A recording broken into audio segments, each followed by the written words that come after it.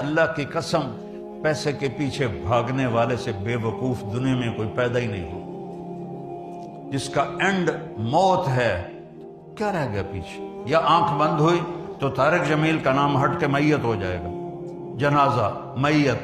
ہمارے پنجابی میں منجی آ گئی کہ نہیں؟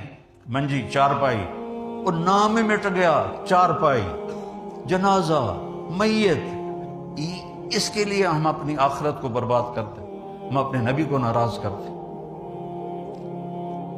یہ وہ اعمال ہیں جس سے اللہ رزق عزت سے دے گا، سکون والا دے، باوضو رہو، رزق آئے گا۔ ماں باپ زندہ ہیں تو خدمت کرو، مر گئے ہیں تو ان کے لیے نفل پڑھو، ان کے لیے دعا کرو۔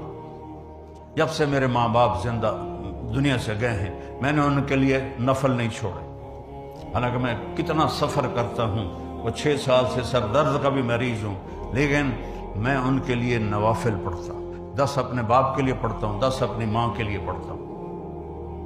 اور اللہ کی قسم میں 10 کروڑ نفل بھی پڑھوں تو ماں باپ کا حق ادا نہیں ہو سکتا۔